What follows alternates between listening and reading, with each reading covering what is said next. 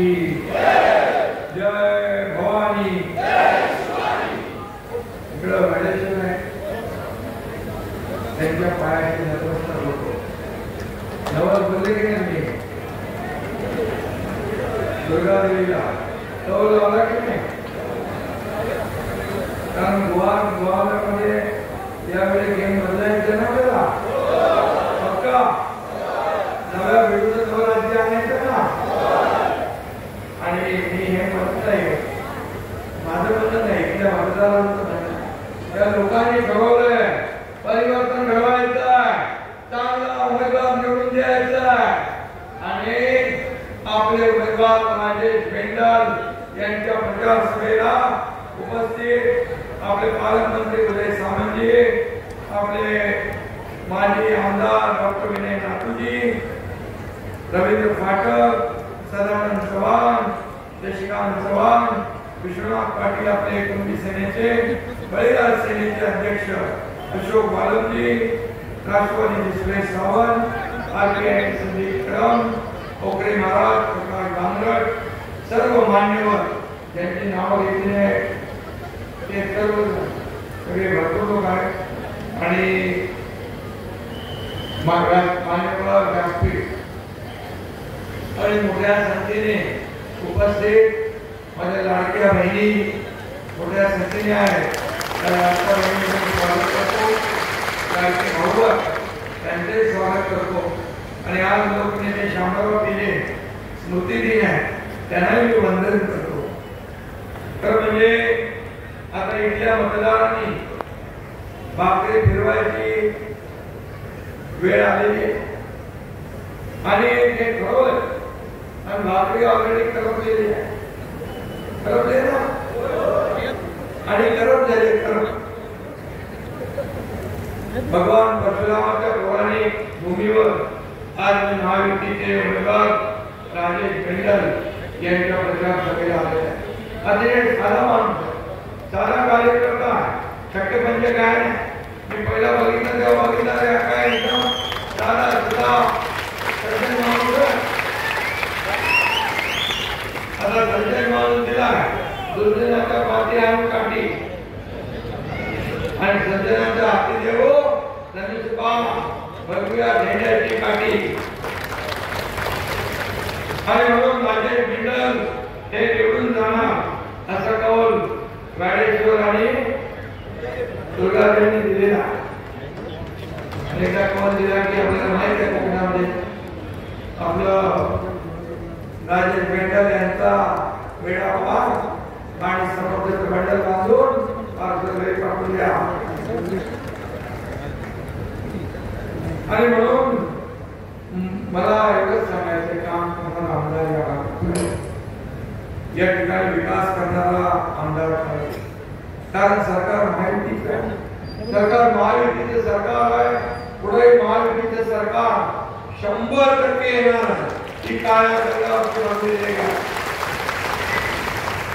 आणि म्हणून मग तुम्हाला काम करणारा आमदार पाहिजे की मिमिक्री करणारा ऍक्टर पाहिजे का चांगला कॅरेक्टर वाला आमदार पाहिजे. चांगला कॅरेक्टर वाला आमदार कोण ते बाजूला उभा आहे आणि म्हणून याला आशीर्वाद देणार तुम्ही सगळे माझ्या लाडक्या बहिणी लाडके भाऊ. मला हात करून सांगा राजेश भेंडलच्या मागे आता एवढ्या लोकांनी तीन चार मतं गोळा केली तरी सुद्धा समोर त्याचा कार्यक्रम झाला आणि म्हणून रत्नागिरीमध्ये या कोकणामध्ये एक चांगलं काम करणारा माणूस पाहिजे. खऱ्या अर्थाने लोकांना न्याय देणारा माणूस पाहिजे. खरं म्हणजे आडी नासवणारा आंबा फेकून द्या, कोई पण नको, साल पण नको, सालीवरून पाय घालून पडा. आणि म्हणून मी आपल्याला एवढं सांगतो लोकांना त्रास देण्यामध्ये ज्यांची आमदारकी संपली कोकण आणि शिवसेनेचा उल्लेख केला. कोकणाचं नातं आपल्याला माहीत आहे. कोकण हे शिवसेनेचं होतं, शिवसेनेचा श्वास, शिवसेनेचा अभिमान, मान सन्मान आणि शिवसेना भाजपा अजितदादा राष्ट्रवादी, भारतीय आणि बळीराजा सेना या महायुतीचे उमेदवार म्हणून राजेश मेंढल तुम्हाला दिलेले आहे. एक अतिशय चांगला काम करणारा आणि लोकांना न्याय देणारा आमदार तुम्हाला मिळत आहे. कोकणाने शिवसेना दिलं त्याला कोण बाळासाहेबांनी कोकणाला प्रेम केलं, त्यामुळे कोकणाने शिवसेना हे समीकरण गेले अनेक वर्षाचा. आपण पाहतो म्हणून कोकणामध्ये एकही खासदार उभारला एकही खासदार उभारण्याचा आला नाही. याबद्दल तुमचं मी मनापासून अभिनंदन करतो. कारण त्यांनी बाळासाहेबांनी विचार सोडले, वैज्ञानिक भूमिका सोडली. ज्या बाळासाहेबांनी काँग्रेसला म्हटलं माझी काँग्रेस होऊ देणार नाही तर मला दुकान करेल, त्या काँग्रेसच्या मांडीला मांडी लावून सरकारमध्ये गेले, स्वतःच्या महापायी खुर्चीपायी मुख्यमंत्री झाले. काय मिळवलं?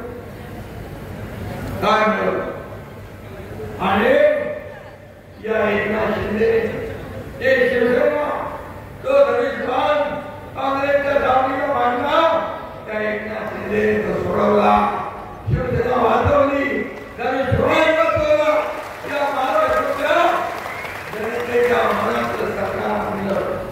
नातूसाहेब आहे युती झाली, शिवसेना भाजप लोकांनी मतं दिली, शिवसेना भाजप युतीला. एकीकडे बाळासाहेबांचा फोटो, दुसरीकडे प्रधानमंत्र्यांचा फोटो लावून मतं घेतली. सरकार कुणाबरोबर यायला पाहिजे होतं, सरकार कुणाचं बनवायला पाहिजे होतं, शिवसेना भाजप युतीचं.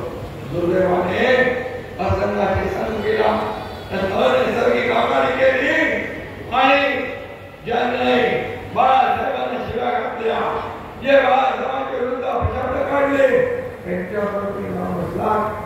हे दुर्दैव, ही शोकांतिका. आणि म्हणून माझ्यासारख्या सर्वसामान्य कार्यकर्त्यांनी मला इथे लाईटली घेतलं, हलक्यात मला घेतलं, पण मी तुमचा टाका पलटी करून टाकला, सरकार बदलून टाकलं, लोकांच्या मनातलं सरकार आणलं, लोकांच्या माझ्या माय भगिनीच्या मनातलं सरकार आणलं.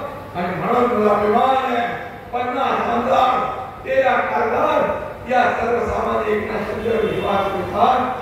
एक नगरसेवक, ग्रामपंचायत सदस्य इकडून तिकडे जाताना विचार करतो, मी मंत्री होतो, माझ्यावर 7 मंत्री होते, सत्तेतून आम्ही बाहेर पडलो, लोक सत्तेच्या बाजूने जातात, सत्तेच्या विरुद्ध आम्ही गेलो. कारण आमची लढाई विचारांची होती, आमची लढाई वैचारिक होती, आमची लढाई बाळासाहेबांचे विचार ज्यांनी खतम केले त्यांच्या विरुद्ध होती. आणि म्हणून आम्ही दानशी पाऊल उचललं आणि सरकार बनवलं, लोकांच्या मनात. अरे आम्हाला पहिल्या दिवसापासून तुम्ही गद्दार होता, आम्हाला पहिल्या दिवसापासून होता सरकार पडणार पडणार पडणार, तर तुमच्या आशीर्वादाने सरकार मजबूत होत गेलं, सरकार तगडं झालं, सरकार योजना करू लागलं. त्याला अभिमान आहे. त्यांच्याकडे ज्योतिषी करता रोज म्हणायचे, रोज म्हणता पूर्ण कालावधी संपला आणि कालावधी संपला आणि नुसता संपला नाही, तुम्ही 2.5 वर्ष या राज्याची वाट लावली, या राज्याचं वाटोळ केलं, या राज्याला अधोगतीकडे नेले, सगळे प्रकल्प बंद पडले, तुम्ही मेट्रो बंद पडली, समृद्धी बंद पडला, जनतेश्वर योजना बंद पडली, कोकणातले अनेक प्रकल्प बंद पडले. आता म्हणतात आमची सत्ता आल्यावर आम्ही हे बंद करू, आम्ही ते बंद करू. चालू तर काय करणार ते करा, सरकारचं काम करायचं, योजना चालू करणं, विकास करणं, प्रकल्प पुढे नेणं. आमचं सरकार, आपलं सरकार आलं सर्वसामान्यांचं सगळे स्पीड ब्रेकर आम्ही काढून टाकले, सगळे थोडे घातलेले आम्ही काढून टाकले आणि योजनांना चालना दिली, प्रकल्पांना चालना दिली. मुंबईत काही आलात बघा, कोस्टल रोड बघा, अटल सेतू बघा, मेट्रो बघा, कारशेड बघा, जलयुक्त शिवार योजना बघा, समृद्धी महामार्ग बघा मला म्हणून वाटले की सरकार काम करणार सरकार आणि दुसरीकडे कल्याणकारी योजना उद्योग मंत्री काय उद्योग पळाला किती लाख कोटीचे उद्योग आहे हो उद्योग समज 5 लाख कोटीचे उद्योग या महाराष्ट्रामध्ये आणण्याचं काम आपल्या सरकारने केले आपलं सरकार नव्हतं महाविकास आघाडी सरकार होतं त्या आपला तिसऱ्या नंबरवर होतो गुजरात कर्नाटक पहिल्या नंबरला देवेंद्रजी आणि आम्ही शपथ घेतली पहिले 6 महिन्यात पुन्हा महाराष्ट्र नंबर 1 ला म्हणला महाराष्ट्रात उद्योग लागले इंडस्ट्री फ्रेंडली स्टेट झालं आता उद्योगाचं फेवरेट डेस्टिनेशन झालं उद्योग घेऊ लागले कोका कोला कंपनी येत नव्हती त्याला बोलवलं जात होतं इकडे या बेटा कशाला पैसे मागायला अरे मला काय मिळाले पैसे माझ्या या कोकणातल्या लोकांना काय मिळालं हे बघण्यात राज्य करायला पाहिजे कोका कोला आपण चालू केली रामदास कदम आणि योगेश कदम उदय सामंत का घेतला आणि कोका कोला सुरू केली कोका कोला कंपनी मला म्हणतो असा मुख्यमंत्री कळाला तर यापेक्षा 10 आम्ही इन्व्हेस्टमेंट करायला तयार गुंतवणूक करायला तयार कारण मी सांगितलं कुणालाही कुठेही घ्यायचे पैशाची गरज नाही तुला जेवढं इन्व्हेस्टमेंट करायचं तुझ्या धंद्यामध्ये आज तुला मी सांगतो एकूण परदेशी गुंतवणुकीच्या 52% गुंतवणूक एकट्या महाराष्ट्रामध्ये झाली त्या महाराष्ट्रात जीडीपी मध्ये आपण नंबर 1 आहोत स्टार्टअप मध्ये नंबर आहोत आपण उद्योगात नंबर 1 आहोत आपण पायाभूत सुविधामध्ये नंबर 1 आहोत हे कसं झालं माझं काय बोलत बसलो असतो ते उद्योग आले नसते आणि म्हणून जे उद्योग गेले ते त्यांच्यावर गेले त्यांना सहकार्य मिळालं नाही आणि आपल्यावर थापत होण्याचं काम करतात आणि चलेगा तुमच्या अनेक वर्षात तुम्ही काय केलं ते दाखवा तुम्ही किती उद्योग आणले ते दाखवा आणि हा एकनाथ शिंदे 2-2.5 वर्षात किती उद्योग आणले आणि किती सुरू झाले याचा हिशोब द्यायला तयार आहे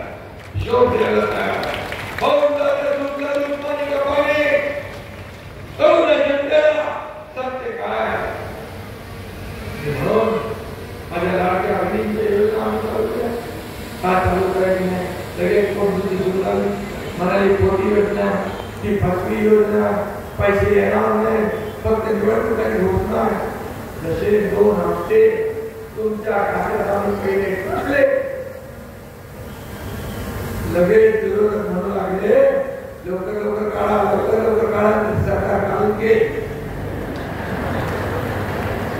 काय म्हणा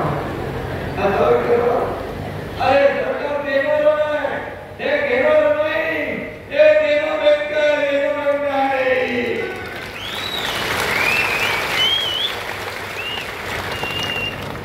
ऑक्टोबर मध्ये आम्हाला माहित होतं आचारसंहितेला भाऊ करून या ठिकाणी हे तुमचे सावत्र भाऊ दुष्ट कपटी भाऊ हे काळा माझं हळू घालतील आम्ही भरवलं नोव्हेंबरमध्ये पैसे आणि ऑक्टोबरमध्ये देऊन टाकले 2 हप्त्याचे आणि 5 हप्ते आम्ही तुमच्या खात्यातले 5 हप्ते आता तुम्हाला मी सांगतो 20 तारखेला मतदान झाल्यावर डिसेंबरचा हप्ता तुमच्या खात्यात तात्काळ जमा झाल्याशिवाय होणार नाही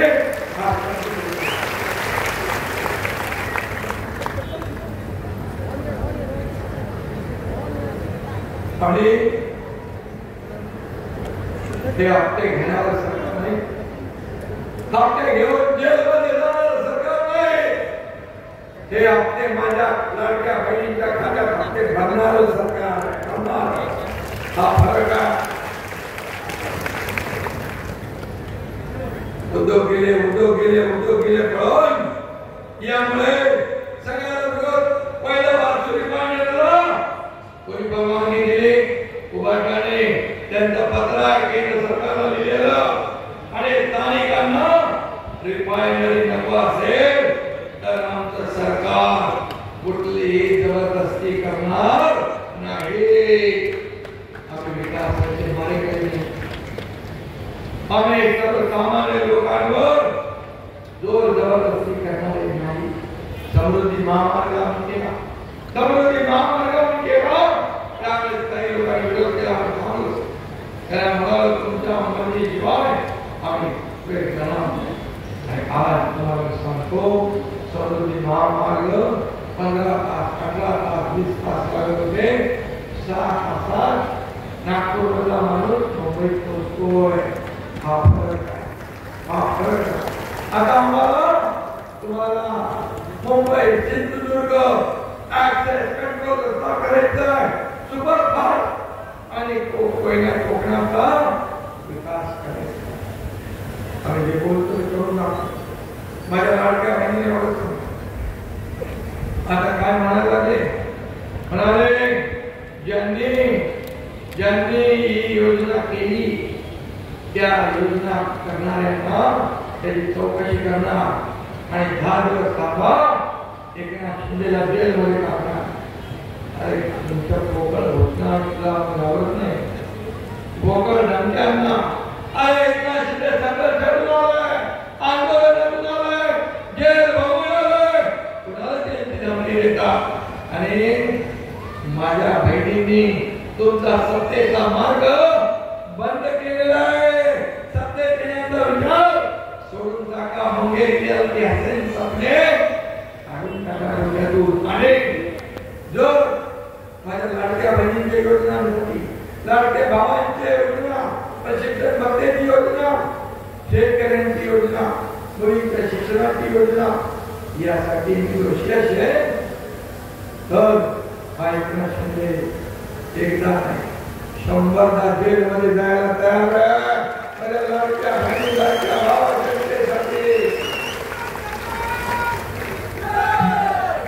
आम्ही कोल्हापूरला महायुतीचा वचननामा जाहीर केला. 10 सूत्री. हे तो टेलर आहे. पिक्चर अभी बाकी आहे. त्याच्यामध्ये आपलं पहिली योजना आहे. माझ्या लाडक्या बहिणीला 1500 वरून 2100 रुपये देण्याचा निर्णय घेतला. कारण मी म्हणालो होतो माझ्या लाडक्या बहिणीला फक्त 1500 आम्ही ठेवणार नाही, आम्ही वाढवणार. जशी तुम्ही ताकद द्याल, आशीर्वाद द्याल, ही ताकद वाढत जाईल. कारण आम्हाला ज्या लाडक्या बहिणींना लखपती झालेलं बघायचं, लखपती झालेलं. दुसरी योजना शेतकऱ्यांना कर्ज माफ करण्याचा निर्णय आम्ही घेतला. 12,000 रुपये मोदी साहेब 6,000, आपण 6,000 12 देत होतो. त्याच्यात 15,000 रुपये करण्याचा निर्णय आपण घेतला. या राज्यामध्ये कोणी उपाशी झोपणार नाही. रोटी कपडा मकान देण्याचा निर्णय आपण घेतला सर्वसामान्य माणसासाठी. आणि वृद्ध ज्येष्ठ लोक आहेत त्यांची पेन्शन योजना 1500 वरून 2100 करण्याचा निर्णय आम्ही घेतला. वयोश्री योजना 3000 DBT खात्यामध्ये डायरेक्ट जमा करण्याचा निर्णय आम्ही घेतला. जीवनावश्यक वस्तूंचा भाव जसं बाळासाहेबांनी 1995 ला स्थिर ठेवले होते, तसेच या 5 वर्षात स्थिर ठेवण्याचा निर्णय आपल्या महायुती सरकारने घेतला. 25 लाख रोजगार उद्योगमंत्री आहे. 25 लाख रोजगार देण्याचा निर्णय आम्ही घेतला.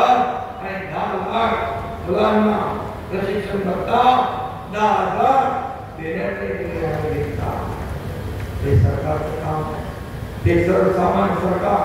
45 गावात पाण्याचे रस्ते बांधण्याचा निर्णय घेतलाय. अंगणवाडी 15,000 रुपये देण्याचा निर्णय घेतलाय. आणि शेतकऱ्यांना 7.5 HP मोटर वापरून पंपाने शेती करणारे शेतकरी यांना वीज बिल पूर्णपणे माफ करण्याचा निर्णय आपल्या सरकारने घेतला. आणि घरगुती वापर आपण वापर करता लाईटचं बिल या बिलामध्ये 30% सवलत देण्याचा निर्णय आपण घेतला. हे फक्त घोषणा ही या योजना ज्या आम्ही बोललो त्या करून दाखवल्या आणि आता ज्या वचननामे आहे ते करून दाखवणार. आम्ही मोठा आश्वासन देत नाही, कुणाला फसवत नाही. नाहीतर काँग्रेस प्रत्येक इलेक्शनला त्यांचे प्रमुख सांगतात खटाखट देतो. इलेक्शन झाला हात करू शकतात, पैसे नाही. प्रधानमंत्री के पास मांगो, प्रधानमंत्री के पास मांगो काय घोषणा कोणी करायच्या आणि प्रधानमंत्री द्यायच्या. आम्ही त्याच्या विरुद्ध पटापट माझ्या लाडक्या बहिणीच्या खात्यात पैसे जमा करून मोकळे झालो. आम्हाला म्हणाले खूप पैसे आणणार. आता तुम्ही 3000 रुपये मोठी घोषणा केली आहे, तुम्ही काय आवाज पाऊस करणार आहे? तुम्हाला द्यायचे नाही. तुम्हाला माहिती आहे सरकार येणार नाही, महायुतीचं सरकार येणार. ही काळ्या गल्लावरची गंभीर आहे का? संपूर्ण महाराष्ट्रात मी फिरतोय.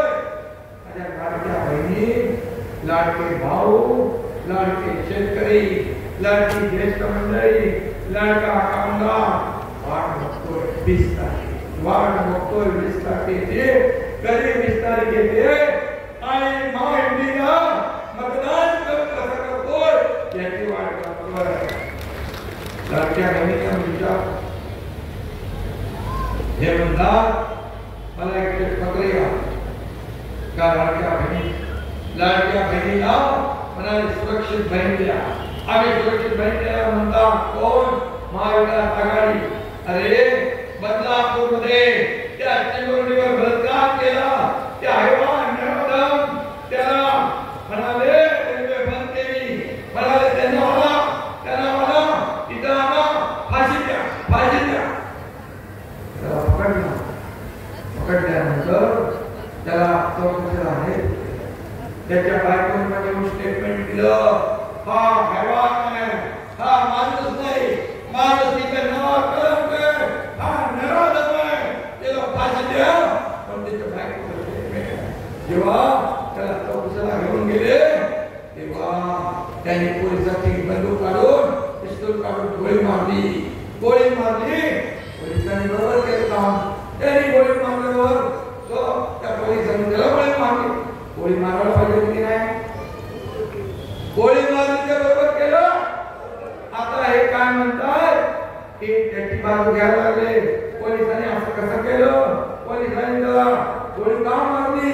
अरे म्हणजे जर मारली नसती तर म्हणाले असते तुमच्या बंदुका काय शोधण्यात ठेवल्या, इकडून पण बोल तिकडून पण वाजव.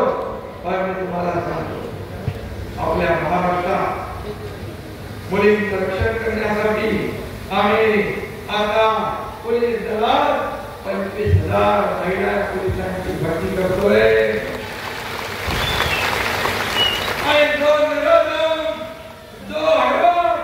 माझ्या लाडक्या बहिणीकडे वागण्या नजरेने पाहिल, अन्याय अत्याचार करेल त्याला फाशीची शिक्षा दिल्याशिवाय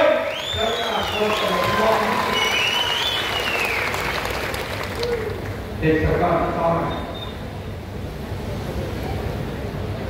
छत्रपतींच्या महाराष्ट्रात कोणी आमच्या मुलीबाईंवर वाकड्या नजरेने पाहता कामा नये का म्हणता. आणि म्हणून मी आपल्याला एवढं सांगतो की हा राजेश मंडल यांनी शून्याचं विश्व निर्माण केलंय. खरं म्हणजे या ठिकाणी विनयजी नातू यांच्यासारख्या अनुभवी आणि जाणत्या नेतृत्वाने राजेशला आशीर्वाद दिला. विनय नातूजी तुमचं मनापासून मी अभिनंदन करतो, मनापासून धन्यवाद देतो. नातू साहेबांकडे विकासाची दृष्टी आहे, त्यांचं आम्हाला नेहमी मार्गदर्शन करत राहतंय. एक अनुभवी नेता म्हणून कोकणातले लोक त्यांच्याकडे पाहतात. सगळे एकदा आले तर दुष्ट शक्तीचा नाश करता येतो. आणि म्हणून आज आपले वाद आहेत, आपले विश्वनाथ पाटील आहेत, सगळे लोक आहेत ज्यांनी पाठिंबा दिला. बळीराजा सेना सगळ्या लोकांचं मी मनापासून अभिनंदन करतो. खरं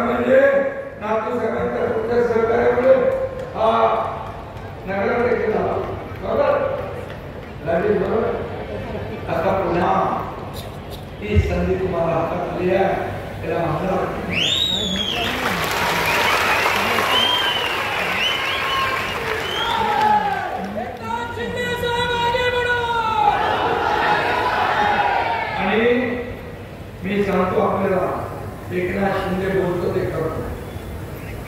एकदा शब्द दिला मागे फिरत नाही. बाळासाहेबांनी आम्हाला दिगे साहेबांनी आम्हाला शिकवलंय. एकदा शब्द देताना 10 वेळा 100 वेळा विचार करा. पण एकदा शब्द दिला की मागे फिरायचं नाही. म्हणून तर सत्तेत असलेलं चालू सरकार एकनाथ शिंदे पाडू शकला. एकनाथ शिंदे पाडू शकला आणि सरकार पाडलं. लोकांच्या मनात आम्ही सरकार निर्माण केलं आणलं. म्हणून जर सरकार नसतं आलं उदय सामंत सांगा किती कंपन्या आल्या असत्या, किती विकास झाला असता, किती शेतकऱ्यांना पैसे मिळाले असते, लाडक्या बहिणींना मध्ये पैसे मिळाले असते, लाडक्या भावांना प्रशिक्षण भत्ता मिळाला असता, शेतकऱ्यांना 12,000 मिळाले असते, 1 रुपया पीक विमा मिळाला असता, लेट लाडकी लखपती योजना झाली असते. आणखी एक आपल्याला सांगतो माझ्या भगिनींनो, एक मुलगी एका मुलीने आत्महत्या केली. मी रात्री 1 वाजता आपण बघितलं आत्महत्या केली. ती इंजिनिअरिंग मध्ये शिकत होती. 50% फी सरकार भरत होतो, 50% पालकांनी भरायची होती. पण पालकाची ऐकत नव्हती. पालकावर बोजा नको म्हणून त्या मुलीने आत्महत्या केली. मी त्याच रात्री 2 वाजता चंद्रकांत पाटील आपले मंत्री यांना फोन केला. मी सांगितलं आपल्या राज्यात शिक्षणासाठी एक मुलगी आत्महत्या करते, या सत्तेला काय उपयोग? या सत्तेचा उपयोग काय? राजकारणाचा आपला उपयोग काय? जर आपल्या राज्यात शिक्षणासाठी वंचित राहून आत्महत्या होत असेल आपण तो निर्णय घेतला. डॉक्टर, इंजिनियर, वकील जे काय बनायचं आहे त्याचा संपूर्ण खर्च सरकारने उचलण्याचा निर्णय घेतला. हे सरकार कोणासाठी? स्वतःचे एमएलए बांधा, स्वतःचे बंगले बांधा, स्वतःचे हॉटेल बांधा? बिलकुल. या एकनाथ शिंदेने ठरवलं मला काय मिळालं त्याच्या या महाराष्ट्रातल्या जनतेला काय मिळालं, या महाराष्ट्रातल्या माझ्या माय भगिनी शेतकऱ्यांना काय मिळालं हे बघणारा एकनाथ शिंदे आहे. कारण हा एकनाथ शिंदे तुमचा एका शेतकऱ्याचा पगार, शेतकऱ्याचा पगार मुख्यमंत्री व्हावा. सोन्याचा तुमचा घेऊन जन्माला आलेले पैशाच्या राशीत जोडून देणाऱ्यांना तुमच्या 3,000 ती किंमत त्या एकनाथ शिंदेला मिळाली. आणि म्हणून शिवसेना, भाजपा, राष्ट्रवादी, महायुती यांनी आम्ही मी आणि माझे दोन्ही उपमुख्यमंत्री यांनी ठरवलं जे काय करायचं ते या राज्यातल्या जनतेसाठी करायचं. जे काय करायचं या राज्यातल्या शेतकऱ्यांसाठी, माझ्या माता भगिनींसाठी, त्यांचे आसू पुसण्यासाठी, त्यांच्या जीवनामध्ये बदल घडवण्यासाठी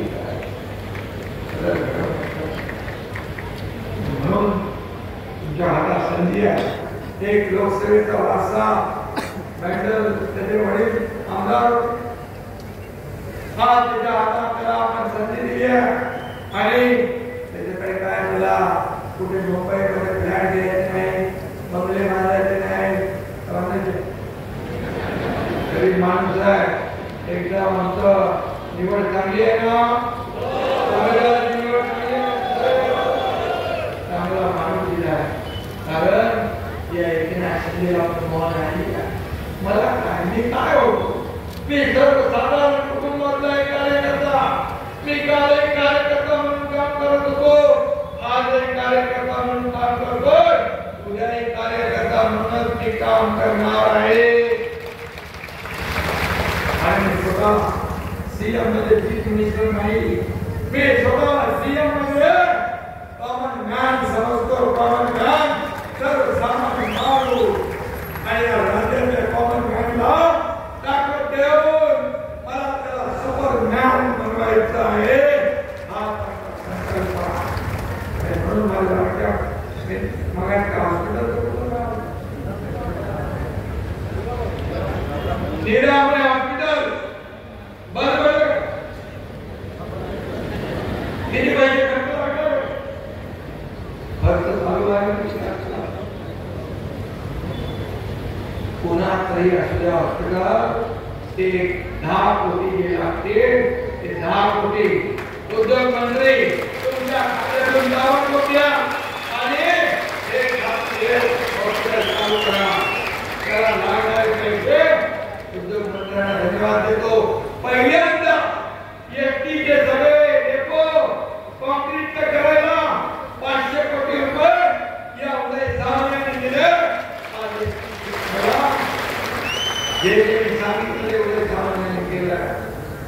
हा मुख्यमंत्री स्वयंरोजगार योजनेच्या किती आपण सबसिडी देतो? 35% सबसिडी महिलांना फूड ट्रक देतो. महिलांना फळबाजी केंद्राची गाडी देतो. त्याच्यातून उद्योग उभारतो. लोकांना काम मिळतं. अण्णासाहेब पाटील आर्थिक विकास महामंडळ यातून देखील 1 लाख लोकांना 15,000 दिले. महिला बचत गटांना सक्षम करणं. प्रधानमंत्री महोदयांनी लखपती दीदी, ड्रोन दीदी, जनधन योजना, बेटी बचाओ बेटी पढाओ, स्वनिधी महिलांना आत्मसन्मान मिळवून देणं हे काम आमच्या डबल इंजिन सरकारचं आहे. मी आपल्याला सांगतो आम्ही दिल्लीला जातो. कशाला? पैसे आणायला. मला मुख्यमंत्री करा, मुख्यमंत्री करा, मला मुख्यमंत्री करा. ते गल्लीमध्ये दिल्लीच्या गल्लीत जात नाही सांगायला. अरे पूर्वी बाळासाहेब होते तर अख्खे दिल्ली सगळे मातोश्रीत येत होते. आता तुम्हाला दिल्लीच्या गल्लीमध्ये फिरायला लागते. तुमचा चेहरा तुमच्या आघाडीला चालत नाही तर राज्याला कसा चालेल? पण एकनाथ शिंदे राज्याच्या विकासासाठी पैसा आणायचा. मी आपल्याला सांगतो मनमोहन सिंग सरकार होतं 2004 ते 14 त्यामध्ये राज्य सरकारला काँग्रेसचं सरकार राज्यात होतं. किती पैसे दिले? 2 लाख कोटी रुपये. अर्थात मोदी साहेबांच्या काळात 2014 ते 2024 किती पैसे दिले? 10 लाख कोटी. 10 लाख कोटी ही छोटी रक्कम नाही. 2 पट नाही, 3 पट नाही, 5 पट दिली. म्हणून गौरीजी सरकार उद्योग रोजगार या कोकणाला आता आम्ही कोकणाचा बॅकलॉग भरून काढायला 67 TMC पाणी वाहून गेले कोयनेचं ते आम्ही थांबवणार. त्या ठिकाणी या ठिकाणी बागायती होती. 12 महिने पाणी मिळेल हे आम्ही पुढच्या टप्प्यात घेतोय. कोकण विकास प्राधिकरण म्हणतो साहेब आपण केलं. त्याला 500 कोटी MIDC, 500 कोटी MSRDC, 500 कोटी MMRDA आणि सरकार 10,000 कोटी रुपये असा मजबूत एक प्राधिकरण करतोय. कोकणातल्या काजू प्रक्रिया, आंबा प्रक्रिया सगळ्या रस्त्यांचं एक्सप्रेस कोकण एक्सप्रेस कोकणाचा बॅकलॉग भरून काढणार. कारण कोकण हा निसर्गाने व्यक्त केलेला प्रदेश आहे. पर्यटनाला चालना देणार. दरेक वर्ष घोडा बंद करतोय. पर्यटक या ठिकाणी एक कधी जेव्हा कनेक्टिव्हिटी वाढेल, rail connectivity, air connectivity, road connectivity जेव्हा होते तेव्हा त्या भागात विकास होतो. आणि म्हणून मी आपल्याला एवढं सांगतो या वेळेस आपण फक्त गप्पा मारणाऱ्या, भाषण करणाऱ्या, लोकांची नकल करणाऱ्या, लोकांना मतदान करणार की सारा तुला आपला आमदार, आपला राजे मेंटल त्यांना आपण मतदान करणार हे आपल्याला ठरवायचं आहे. आपले 5 वर्ष कारण महायुतीचं सरकार आहे ना. कुठल्याही बाबतीत शंका बाळगू नका. हे काळ्या दगडावरती भक्ती एक आहे. आणि म्हणून समविचारी सरकार दिल्लीत, समविचारी सरकार इकडे आणि एका विचाराचा आमदार देखील तुम्ही दिला या भागात या मतदारसंघात नंदनवन होईल आणि सगळीकडे लोकांचा काम आहे. म्हणून माझ्या लाडक्या बहिणीला लाडक्या हवाने माझं एक काम करा. माझं एक काम कर. तुम्ही आता इथून गेल्यानंतर ज्या बहिणी आहेत, जे भाऊ आहेत, जे माझे इथले मतदार आहेत, त्यांना सांगा आम्ही लाडक्या भावाला एकनाथ शिंदेला भेटून आलोय. जे लोक म्हणतात ही योजना आम्ही बंद करणार, तर कोणाही माहितीचा लाला तर एकनाथ शिंदेने सांगितलं तुमच्या भावाने योजना बंद होऊ देणार नाही. आणि राजेश बेंडलचा विजय म्हणजे माझ्या लाडक्या बहिणीचा विजय, राजेश बेंडलचा विजय म्हणजे माझ्या लाडक्या भावाचा विजय, राजेश बेंडल यांचा विजय म्हणजे लाडक्या शेतकऱ्यांचा विजय, राजेश बेंडल यांचा विजय म्हणजे माझ्या देशांचा विजय, आणि राजेश बेंडल यांचा विजय म्हणजे तुमच्या या लाडक्या भावाचा विजय. आणि योजना करताना आम्ही धर्म काही बघितलं, सर्वांना योजना सुरू ठेवली आहे. सर्व जातीपातीच्या बहिणींना, सर्व जातीपातीच्या भावांना, सर्व जातीपातीच्या शेतकऱ्यांना आम्ही दिला नाही. आणि म्हणून ते सरकार सर्वसामान्यांचा, ते सरकार लोकांचा, ते जनतेचं सरकार आणि जनतेसाठी काम करणारं सरकार.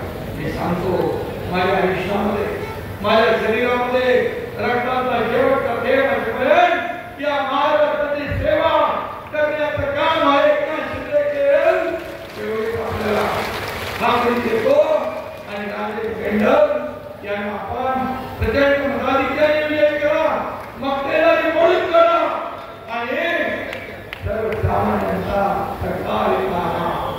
एवढे लोक, एवढ्या आपल्या लाडक्या बहिणी आणि भाऊ नुसते फिरले, 2-2, 4-4 लोकांना सांगितलं तरी तुला समोरच्या तर डिपॉझिट जप्त झाल्याशिवाय राहणार नाही अशा प्रकारचं वातावरण या ठिकाणी आहे. आणि म्हणून आपल्याला सांगतो तुम्हाला निधी, या मतदारसंघाला निधी कमी पडू देणार नाही. नातू साहेब या नंदनवन, या गुहागरचं नंदनवन आपण करू एवढीच आपल्याला विनंती. पुन्हा एकदा राजेश बेंडल यांच्या हातात एका हातात भगवा झेंडा, दुसऱ्या हातात धनुष्यबाण दिलं, त्यांना विजयी करा, विजयी करा एवढी विनंती. धन्यवाद. जय हिंद, जय महाराष्ट्र.